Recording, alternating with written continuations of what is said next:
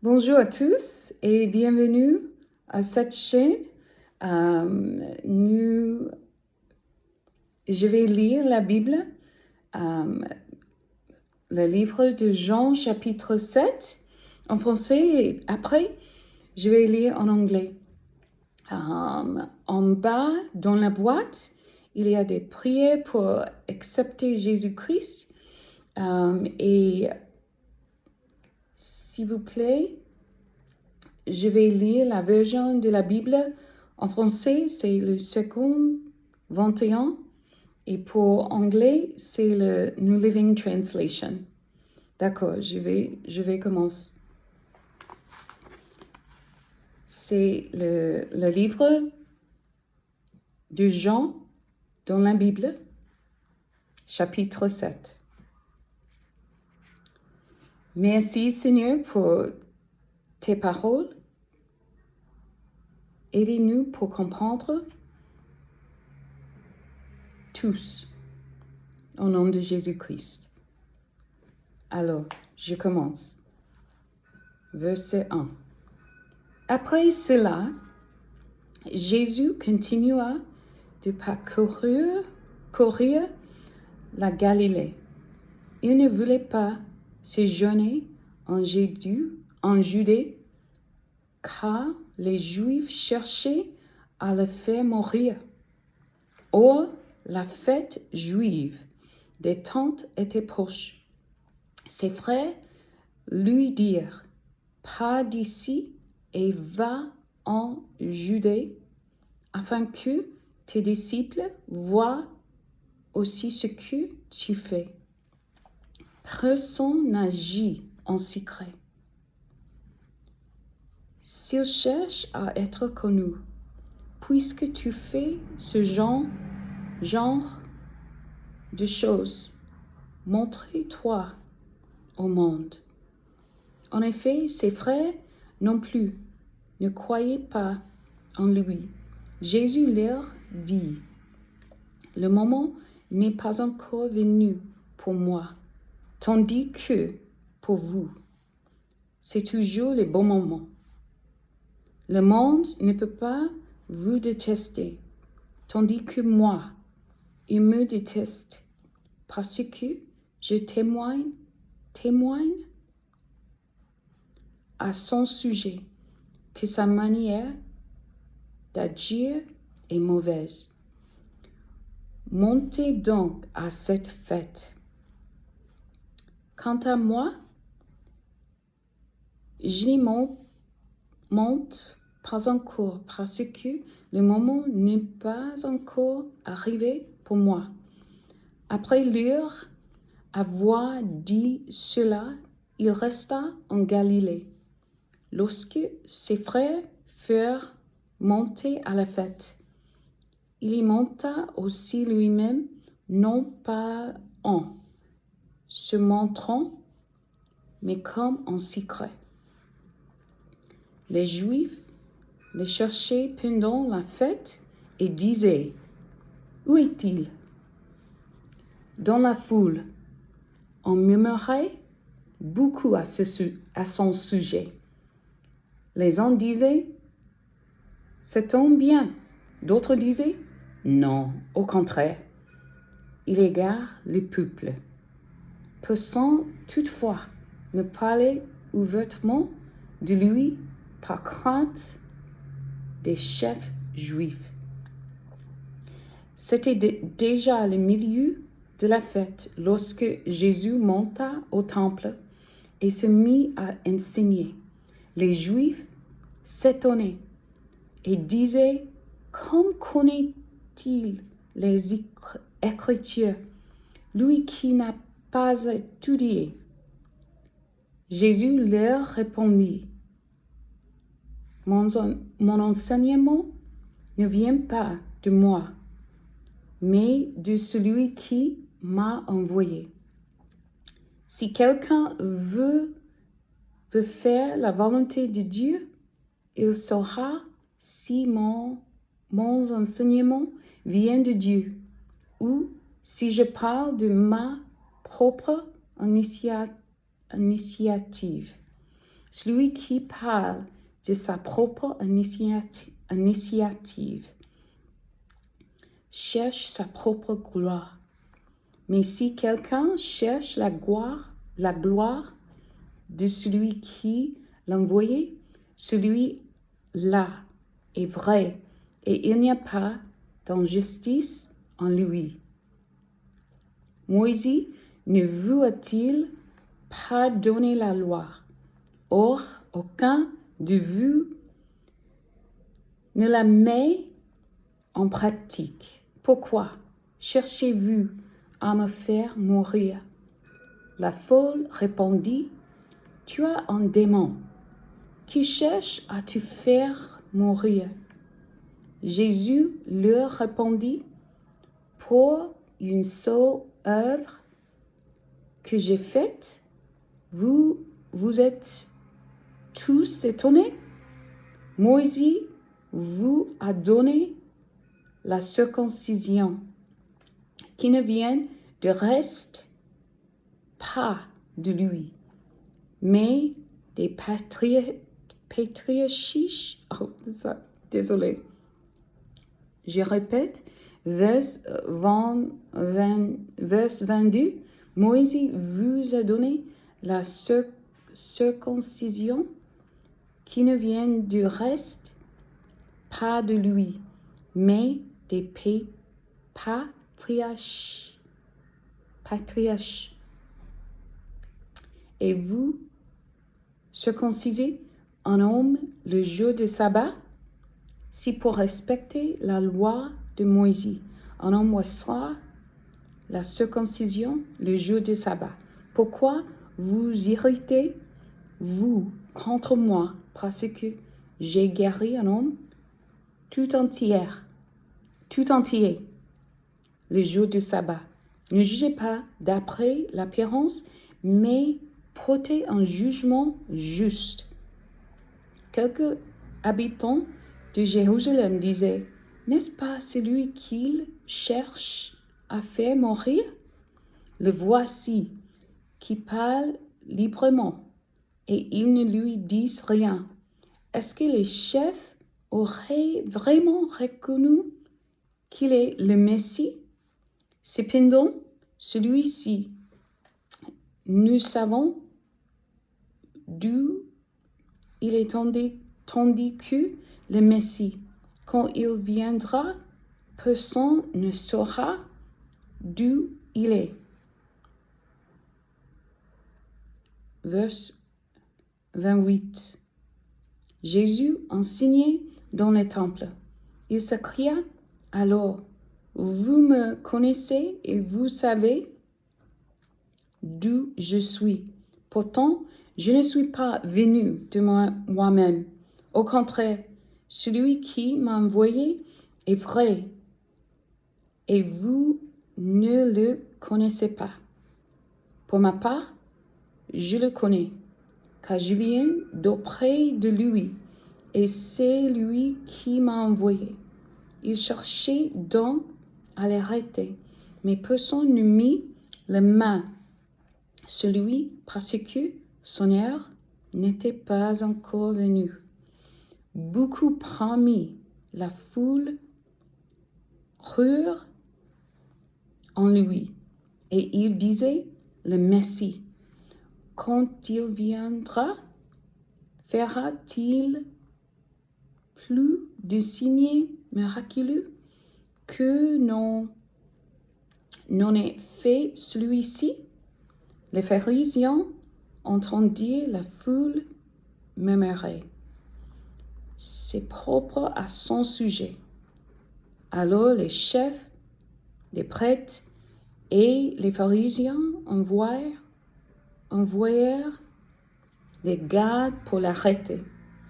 Jésus dit, je suis encore avec vous pour un peu de temps, puis je m'en vais vers celui qui m'a envoyé. Vous me chercherez et vous ne me trouverez pas. Et là où je serai, je serai, vous ne pouvez pas venir. Les Juifs se dirent alors entre eux, où ira-t-il pour que nous ne le trouvions pas? Ira-t-il chez ceux qui sont dispersés dans le reste du monde? Et enseignera-t-il les non-juifs? Que signifiait cette parole qu'il a dite? Vous me chercherez et vous ne me trouverez pas. Et là où je serai, vous ne pouvez pas venir. Le dernier jour, le grand jour de la fête, Jésus début s'écria, si quelqu'un a soif, qu'il vienne à moi et qu'il boive. Celui qui croit en moi, des fleuves d'eau vive couleront de lui, comme l'a dit l'Écriture. Il dit cela à propos de l'Esprit que devait recevoir ceux qui croiraient en lui. En effet, l'Esprit Saint n'avait pas encore été donné parce que Jésus n'avait pas encore été élevé dans sa gloire. Après avoir entendu ces paroles, beaucoup dans la foule disaient, celui-ci est vraiment le prophète. D'autres disaient, c'est le Messie. Mais d'autres disaient, est-ce bien de la Galilée que doit venir le Messie? L'Écriture ne dit-elle pas que c'est de la descendance de David et du village de Bethléem, où était David, que le Messie doit venir? Il y eut donc, à cause de lui, division parmi la foule. Quelqu'un d'entre eux voulait l'arrêter, mais personne ne mit la main sur lui. Ainsi, les gardes retournèrent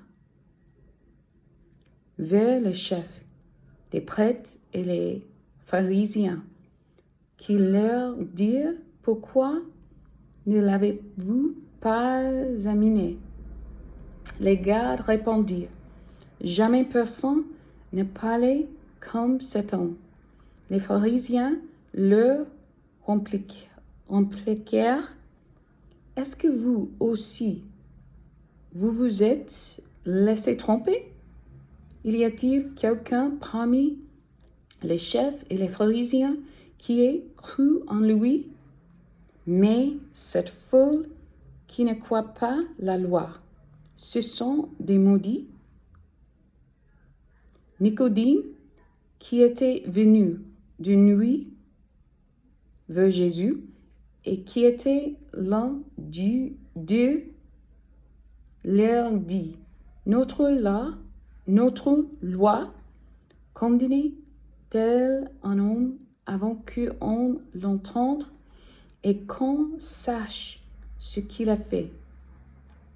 Ils lui répondirent, es-tu toi aussi de la Galilée? Cherche bien et tu verras que de la Galilée il ne sort pas de prophète. Puis chacun rentra chez soi. Alors, maintenant, je vais lire en anglais.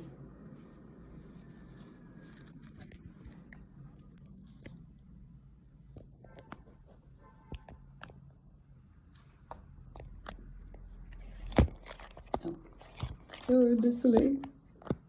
Excusez-moi. Ok, je vais lire en anglais maintenant. The book of John, chapter 7. After this, Jesus traveled around Galilee.